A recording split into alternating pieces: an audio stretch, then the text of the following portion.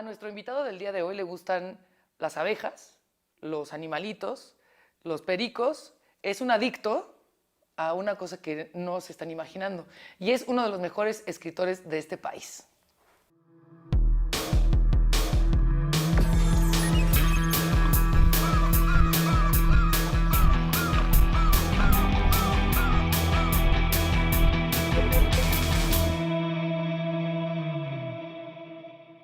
Y cuando digo que es adicto, lo digo real, pero no a ninguna sustancia, sino a la lectura, que fue lo que le hizo traernos este libro, que probablemente ya conozcan, Las mutaciones, de nuestro invitado Jorge Comensal, y quiero que chequen que ya tiene su estampa de segunda edición. ¿Cómo estás, mi querido Comensal? Muy contento de estar aquí contigo, Mariana. Muchas gracias por la invitación. Fíjate que eres de los pocos invitados de Caldo de Cultivo que conocí pues en entrevista contigo a partir de tu libro, porque muchos de los que vienen ya los conozco, ya estuvimos en ferias, en festivales. A ti te conocí por esta obra extraordinaria que es Las mutaciones, de la cual vamos a platicar ahorita, pero me gusta que eres un adorable nerd. Sí. Desde niño... No sé si adorable, pero sí nerd. No, eso sí te lo digo yo. Oye, respeta mi programa. No, claro, claro. Porque fuiste un niño como muy atípico, un niño muy solitario, Sí. adulto y lector. Cuéntanos un poco esa parte que te hizo finalmente ser el escritor que eres hoy y lo que nos falta de Jorge Comensal. Pues yo no sé qué factores en la vida influyen en que si fui un niño rodeado de puros adultos, no había niños. ¿No tienes hermanos? No tengo hermanos. Si fue que siempre sufrió migraña, entonces el sol era mi enemigo. Lo que fuera, y entonces fui muy sedentario. ¿Qué sé yo? Lo que me hizo vivir una vida imaginaria muy intensa desde niño y de lecturas, ¿no? Entonces me hizo un lector compulsivo, un adicto a los libros desde chico. Y también por la curiosidad y la voracidad de vivir otras vidas que no eran la mía, que era bastante aburrida en el suburbio chilango. Sí, un poco a partir del aburrimiento que mucha gente elige otras cosas. Tú te ibas por lo que me has contado, por enciclopedias, Sí. y libros que tampoco eran como muchos de nosotros, elige tu propia aventura, ¿no? ¿Cómo te Claro. iniciaste en la lectura? Que ese es un tema fascinante y muy interesante en estos tiempos en donde está discutiéndose mucho cómo se debe promover la lectura, cómo se debe difundir. Yo sigo pensando que la mejor forma de difundir la lectura es que haya libros y que haya tiempo muerto, tiempo libre. Ahora está de moda a los niños llenarles la agenda como si fueran artistas, a todas horas tienen clases, estímulos, escuela. No, es muy, muy importante que el niño realmente esté encerrado en su casa y no tenga nada que hacer, para que él mismo se tenga que figurar cómo entretenerse. Y si hay libros ahí, entonces van a ser una tentación. Claro. Y eso me pasó con enciclopedias y cosas así. No había literatura en mi casa, pero sí enciclopedias, revistas de inventos, de la historia de coches, de cosas así. Y fue ya tarde que llegué a la literatura. Por tarde me refiero a los 14 años, 15 años. Nunca hubo literatura infantil en Eso mi no vida. es tarde. No, sí es tarde porque muchos son niños lectores Sí. de literatura juvenil y demás. Yo llegué de las enciclopedias a las novelas para adultos, digamos. No pornos, no estamos hablando de porno. No, no, no. Estamos hablando de autores. Para nada. E incluso Excelsos clásicos de la literatura. incluso no los clásicos necesariamente de aquí, porque también leías cosas de autores de fuera. Sí, sí, sí. Por ejemplo, a Saramago lo leí mucho a los 13, 14 años y me gustó un buen. Les estoy diciendo que este es un genio. Y cuando decides estudiar algo, no te fuiste directamente por literatura. Estudiaste algo de ciencia también. No, fíjate que entré a estudiar letras hispánicas en la UNAM. en la UNAM. Y ya en la carrera, sobre todo creo que tuvo mucho que ver con leer a Oliver Sacks, este famoso neurólogo inglés, donde descubrí la maravilla de la ciencia de la neurología. Entonces dije, ya estoy en letras, ¿ahora qué hago para acercarme a la neurología? Y entonces me incliné al estudio lingüístico del procesamiento del lenguaje en el cerebro. Y de eso hice mi tesis e influyó en la historia de las mutaciones, Totalmente. las experiencias que tuve haciendo esa investigación. En las mutaciones, lo que, digamos, la recopilación un poco de todo ese trabajo, tu sensibilidad también, tu lenguaje, también es lo que hace de este libro algo completamente original, que es difícil a veces para nosotros, que también nos dedicamos a la divulgación de la lectura, la escritura. Es que ustedes pueden creer que un libro que habla de una tragedia nos tenga riendo, no carcajeando, porque no es comedia burda en ese sentido. Es un abogado que se llama Ramón, que le surge un tumor. ¿Es cáncer o Sí, es un es un cáncer? cáncer rarísimo, aparte. Rarísimo. Un tipo de cáncer que no tiene nada que ver con los hábitos del personaje. Me importaba mucho que no fuera una especie de Moralina, moraleja sí. sobre que no debemos fumar o algo así. No, esta es una historia, como muchos cánceres, en los que realmente nuestra conducta no tiene nada que ver con lo que nos pasa. Absolutamente.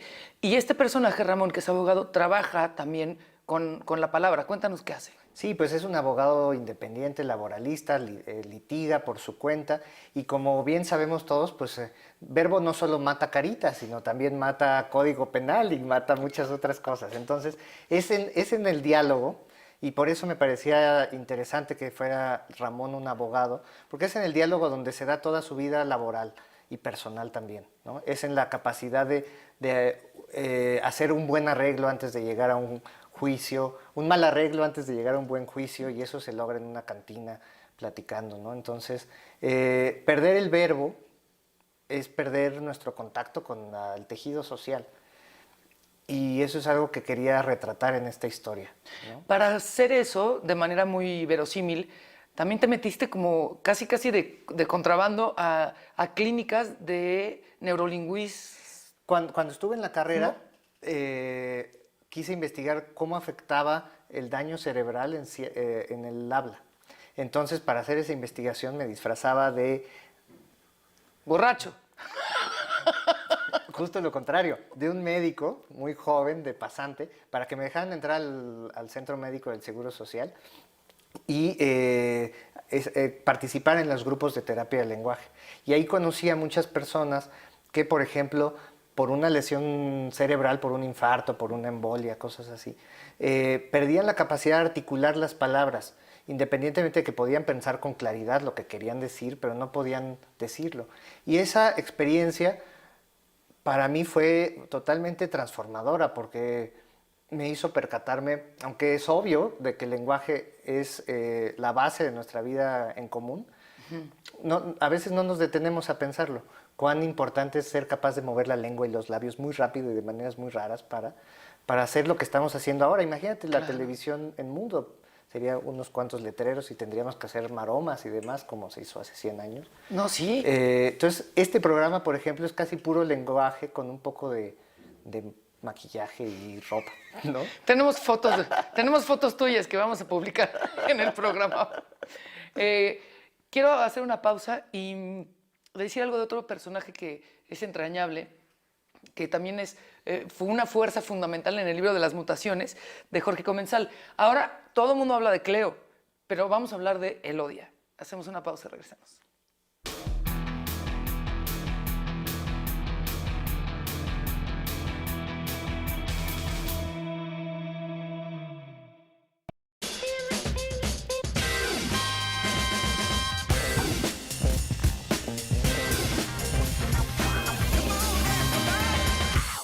El lenguaje que utiliza Jorge Comensal es súper detallado, tiene cosas que hacen tan entrañable el libro de las mutaciones que por eso es tan efectivo. Por eso, digamos que no nos da culpa reírnos de la desgracia, digamos, de este hombre. El asunto del cáncer, hay veces que el humor es muy necesario para procesar y te lo decimos todos en este staff. En este momento que estamos viviendo, lo que han vivido, hubo una época, y esto son confesiones del backstage de Caldo de Cultivo, en que había tantos enfermos tan cerca de nosotros que hasta nos reíamos, decíamos, esto parece nuestro Cancer Fest, ¿no? Porque nos toca a todos, aunque no estemos nosotros enfermos. Y eso es una herramienta también de tu literatura para poder lidiar con cosas, aunque exactamente no estemos pasando lo que pasa Ramón. Claro. Sí, para mí el humor era una manera de confrontar la enfermedad. Hace poco escuché a Pepe Gordon y a Fernando Rivera Calderón cantar una canción cuyo estribillo dice cáncer, Neta. Y ellos dijeron, antes de interpretarla, dijeron, esta es una canción para perderle el respeto al cáncer. Y eso es justo lo mismo que yo quería hacer con esta novela. No es perderle el respeto a quienes lo padecen, a quienes Claro lo que hemos no. sufrido, sino a la aura maligna que hay alrededor de la enfermedad. ¿Para qué? Para que la experiencia de vivir un proceso así, nosotros mismos o nuestras familias, no sea tan pesada como lo es ya de por sí por los Claro. tratamientos y todas las implicaciones que tiene médicamente. Entonces, digamos, despojarla de velos de misterio, de superstición, de lo lúgubre, y enfrentarla como lo que es un proceso médico muy difícil en muchos casos, en la mayoría de los casos, pero cada día más es un proceso curable. Decías algo bien, bien interesante y bien inteligente, que es que no te gusta que utilicen la palabra como es que la corrupción es el cáncer de este país. Por respeto, porque justo no te estás riendo del cáncer, ni del paciente, ni del oncólogo, porque también le das como su dignidad al oncólogo, sino que respeten lo que viven las familias y los pacientes y que no lo usen como una metáfora del mundo, ¿no? Claro, claro, y como tú decías antes también de hablar de Elodia, yo me pregunté a lo largo de la escritura de la novela, ¿cómo hacer personajes cómicos, graciosos, sin faltarles al respeto? No se trataba de burlarnos de los personajes, sino más bien reírnos con ellos de las situaciones que les pasaban. Y Elodia es un caso particular porque es una trabajadora doméstica, que es uno de los protagonistas centrales de esta historia. Que es divina, Y, Elodia, güey. y quería que fuera muy cómica y muy graciosa, pero no burlarme de ella para nada. No, no. Y eso creo que se logra también a través del retrato de la complejidad y la profundidad del personaje. Elodia es la que además le trae a Benito. Oigan, no crean que no leí el libro, lo traigo así solo para mostrar la estampita, ya se los dije, pero Elodia le trae a este perico, que además diseñó Alejandro Magallanes, Sí. que afortunados los dos, ¿no? Tú de tener a Magallanes y él de tenerte a ti como No, autor. al contrario, nada más yo. Pero este es un peladazo, este güey. ¿De dónde sale y por qué metes a un perico que además está en peligro de extinción? O sea, ahí hay una jiribilla también de Jorge con respecto a tu respeto y amor por la naturaleza.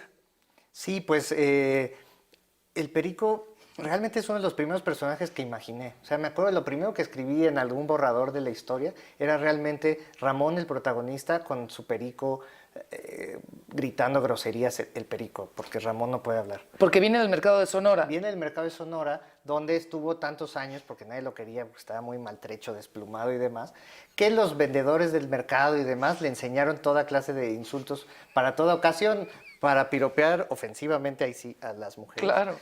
Hasta para insultar a los hombres y demás. No voy a decir ni una de las palabras que él dice, porque estamos en televisión. Ay, ya, un par. Sí, No, sí. no, no.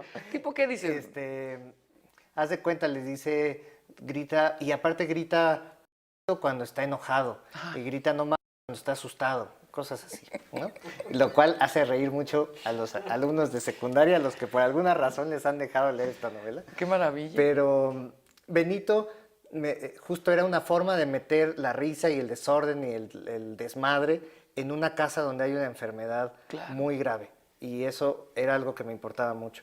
Meter algo de luz y de irreverencia, donde había sobre todo pastillas e incertidumbre. Y por otro lado, los pericos tienen una bonita estirpe literaria en la cual yo quería inscribir esta novela. Flaubert tiene un relato espléndido que se llama Un corazón sencillo, a partir del cual se hace una novela, El perico de oro Flaubert.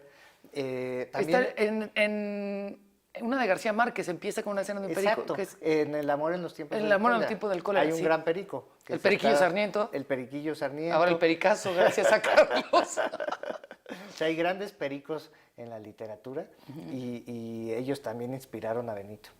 Y bueno, Benito fue este regalo de Elodia que, insisto, ahora que se habla tanto, bueno, este programa se va a ver durante cientos de miles de años, pero ahorita en este momento estamos con todo el furor de lo cotidiano en las casas mexicanas y con él esta protagonista que es Cleo de la película Roma de Alfonso Cuarón.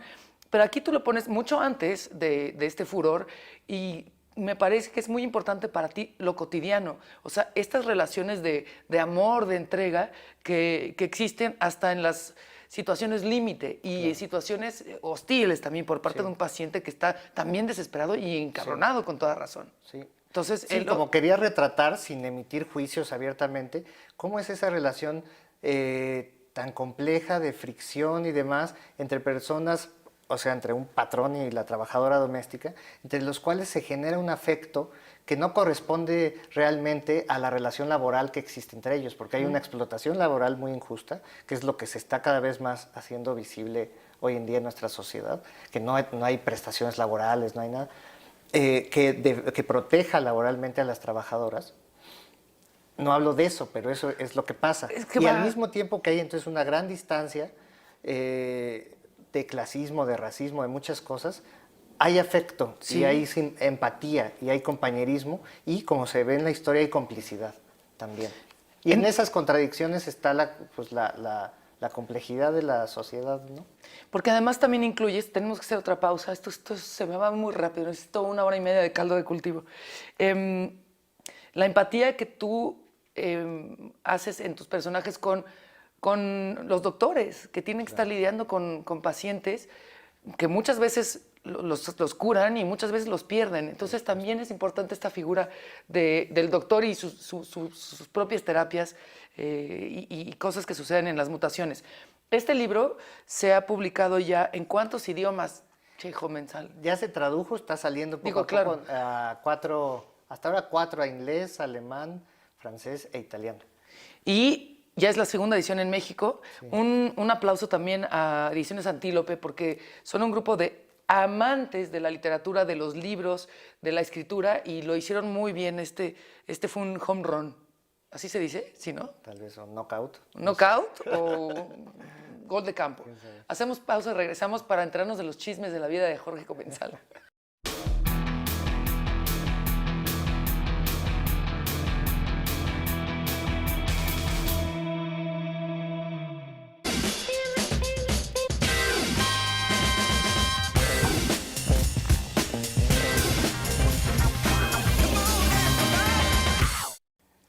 En este último bloque quiero hablar bueno, ya hablamos en el primero un poco de tu infancia y cómo llegaste a las letras, lo que se puede hacer en 7 minutos, luego del libro.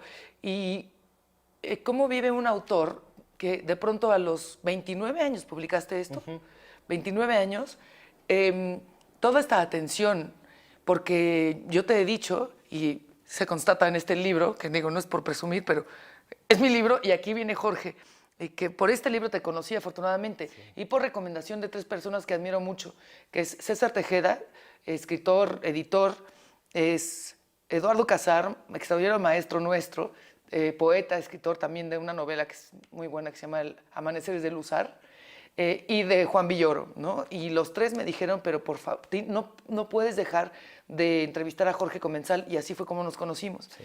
¿Cómo vives tú esto de pronto de estar en tantas mesas, en tantas ferias, tantas entrevistas? ¿Tú qué quieres? Estoy segura que ahorita estar leyendo en tu casa, en tu cuarto. ¿Y cómo cambió, si acaso tenías como una idea, tu perspectiva de los escritores? Jorge y yo estuvimos en la playa, en el muelle de San Blas hace unas semanas, haciendo estupideces, ¿sabes? O sea, como este cliché del autor que todo el tiempo está hablando de su obra y la obra de los demás, pues se nos cae poco a poco conforme nos involucramos a este asunto. Pero en tu caso vino muy rápido. ¿Cómo lo has vivido? Primero con satisfacción, porque yo tenía mucha incertidumbre cuando escribí la historia. Yo temía que el tratamiento irreverente, humorístico de estos temas pudiera resultar incómodo para personas, por ejemplo, que quiero mucho y a las que no conozco, que han perdido a alguien por cáncer o demás. Y pasó justo lo contrario, afortunadamente. Sí. Entonces empecé a recibir mensajes de personas que me decían, acabo de estar en el hospital varios meses por un tratamiento y me reí mucho con tu historia.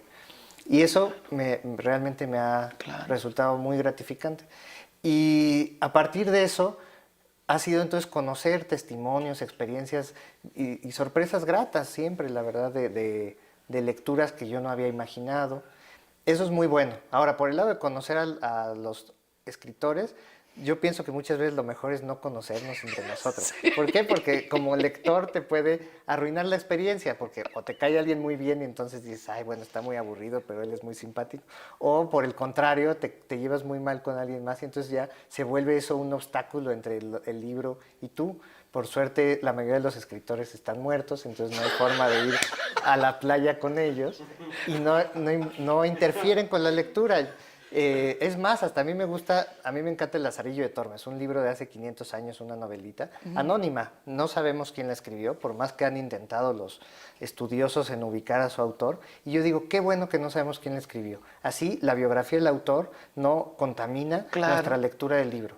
Y también creo que eso sería bueno hoy en día. Si Vargas Llosa no debería estar en el Lola, para que la gente no se acuerde de Lola cuando lea algunas de sus grandes novelas como La Casa Verde o Conversación en la Catedral o El Hablador. Sí, claro. Eso no debería adulterar nuestra experiencia como lectores. Tú tienes suerte porque lees autores muertos. Yo no, porque yo todos los tengo aquí. Todos los tienes y todos los conoces, sí, sí, sí. Ahora, cuando un autor publica una novelaza, siendo autor desde hace muchos años, no con el mismo éxito, después de eso viene un que te llegan acá. ¿Y qué sigue? Pasa lo mismo con los discos, ¿no? Sí, con películas. Películas. En tu caso es la primera novela. ¿Cómo es tu experiencia en este momento que estamos platicando, que es febrero del 2019, ante lo que viene? Yo no tengo la menor duda. O sea, alguien que hizo algo así no puede sacar algo mediano o malo, pero Sí tú y tus neuras... Sí se puede y es complicado porque los libros, ¿no? Las historias son un diálogo con otras personas, tus amigos, conocidos y desconocidos. Y en todo diálogo pues se generan expectativas, ¿no? Sí. Y uno tiene lectores imaginarios y con ellos es con quienes estás platicando al tratar de contar una historia. Entonces lo que es muy difícil es decir, están esperando a estos lectores a los que les gustó igual una historia parecida o qué debo hacer. Es esa relación con las expectativas del otro lo que creo que hace complicado, por lo menos para mí en este momento que estoy empezando otra novela. Y hay dos tentaciones, la de repetir lo que ya hiciste porque salió bien tal vez, o la de ser muy original y tratar de hacer todo lo opuesto para no repetirte. Y en las dos te van a criticar. Y ambos extremos son peligrosos, Sí, ¿no? sí. Entonces es difícil de navegar, quién sabe cómo lo vaya a hacer. Solo sé que, por ejemplo, García Márquez, después de escribir 100 años de soledad, se tomó 7 años para hacer una novela tremenda, que es El otoño del patriarca, donde decepcionó a muchos de las legiones de lectores que tenía, porque hizo una novela, a mí es maravillosa, pero mucho más demandante tal vez, ¿no? No es lo mismo. Y eso lo respeto mucho y lo admiro, y yo creo que todos debemos de tratar de seguir ese ejemplo de honestidad. Fíjate que te lo prohíbo. O sea, si tú me tienes 7 años esperando tu siguiente novela, te mato, ¿no? Dejas de ser mi amigo. Y la gente que te ha leído lo suscribe. Bueno, tenemos todavía mutaciones para el público internacional y bueno, pues yo te deseo de verdad que no te vaya a dar ningún tipo de bloqueo ni de pánico escénico para que tengamos algo nuevo tuyo. Jorge escribe también ensayo. ¿Y dónde te podemos encontrar? En Twitter. Sí, estoy en Twitter como Jorge Comensal, también en Facebook y ya. A Instagram no creo llegar nunca. ¿Cómo? Pues si tenemos nuestra foto en la playa. La voy a poner aquí en el programa. Este es el cierre del programa. Órale. Jorge Comensal, muchas gracias. No, muchas gracias a ti, felicidades. Mariana. Nos vemos.